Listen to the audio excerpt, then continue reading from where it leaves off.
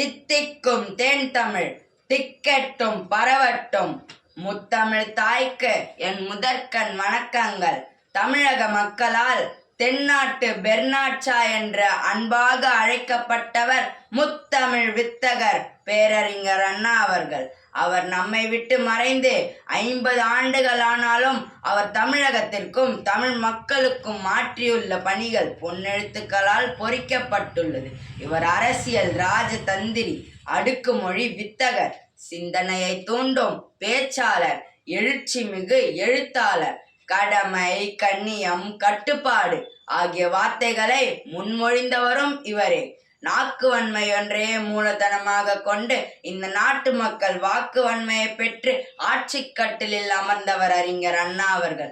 தமிழகத்தில் இருமொழி கொள்கையை கொண்டு வந்தவர்.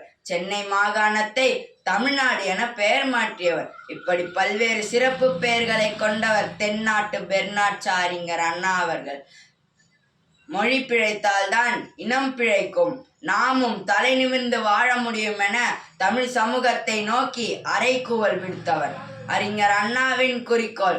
தமிழன் யாருக்கும் தாழாமல், யாரையும் தாழ்த்தாமல், யாருக்கும் எஜமானாக இல்லாமல், யாருக்கும் அடிமையாக இல்லாமல், யாரையும் சுரண்டாமல், யாராலும் சுரண்டப்படாமல் நல்வாழ்வு வாழ வேண்டும் என்பதே என் கொள்கை என்கின்றார் அறிஞர் அண்ணா. அவர் வாழ்ந்த காலகட்டத்தில் நாம் வாழவில்லை என்று வருத்தப்படாமல் அவர் வாழ்ந்த நாட்டில் நாம் வாழ்கின்றோம். அதுவே நமக்கு பெருமைதான். அண்ணா வாழ்க, அண்ணா புகழ் வாழ்க, அண்ணா நாமம் வாழ்க. வாழ்க தமிழ், வளர்க தமிழ். நன்றி, வணக்கம்.